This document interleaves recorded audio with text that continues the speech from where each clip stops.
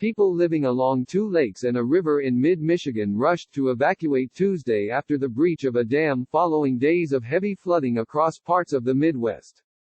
2 schools were opened for evacuees in the Midland area, about 140 miles north of Detroit, after the breach of Edenville Dam, which holds back Wixom Lake. Red Cross worker Tom Ristgate, who had been helping residents of the area seek shelter from the threat of rising waters, said he received an alert over his cell phone that the dam it breached. Residents in a span of several miles were urged to evacuate. Officials also were watching the Sanford Dam south of Edenville. The city of Midland, which includes the main plant of Dow Chemical, sits on the banks of the Tittabawassee River about 8 miles away from that dam.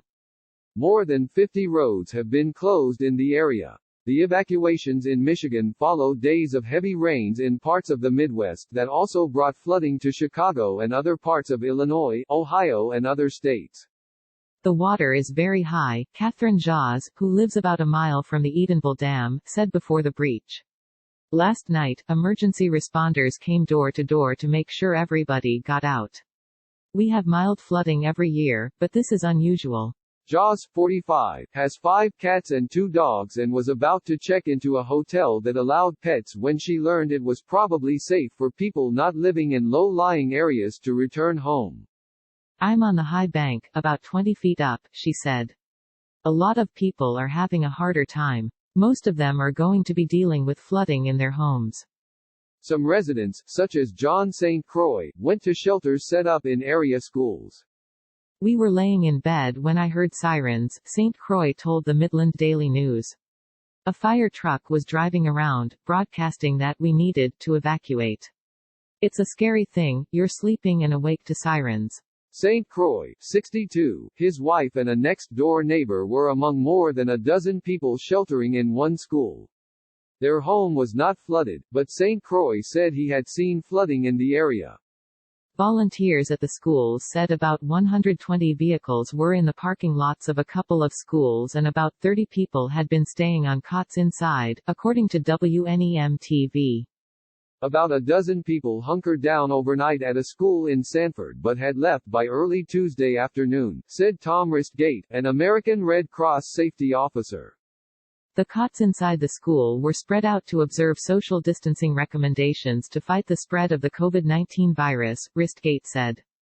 Heavy rains also caused flooding in parts of northwestern Indiana, including Crown Point, the Lake County seat, where about 7 inches fell over the weekend.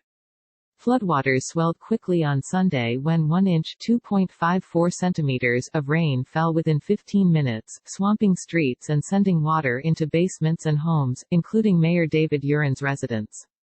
Those waters receded Monday, but Urin and many other residents were continuing to clean up the watery mess on Tuesday, said Urin's chief of staff, Greg Fulkowski. He got between 2 and 3 feet in his basement, so that's what he's working on right now, Fulkowski said Tuesday afternoon.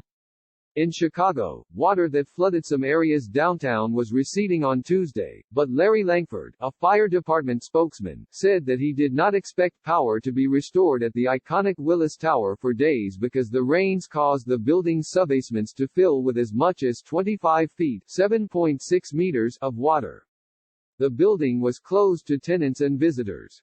And in DuPage County, west of the city, a search for an 18-year-old woman who was swept away by a surging DuPage River last Friday remained suspended on Tuesday because the water remained too high and the current too swift to conduct the search safely. Tony Martinez, spokesman for the DuPage Forest Preserve District, said the area of the river where the woman was swept, that is typically about 25 feet wide, remained 200 yards wide. We hope to resume searching later this week, he said. The driver of a pickup truck in mid-Michigan had to be rescued by first responders after the vehicle was swept away on a flooded road in Tittabawassee Township, WNEM-TV reported.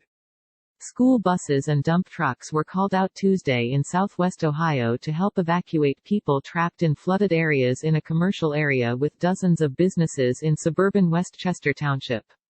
By noon, Westchester Township spokeswoman Barb Wilson said a dozen people had been taken to a nearby high school, while other people were able to make it out of the flooded area in their own vehicles. There were no injuries reported immediately in the area just off Interstate 75 north of Cincinnati. Flood warnings in Michigan were issued following widespread rainfall of up to 4 inches (10.2 centimeters) since Sunday, according to the National Weather Service.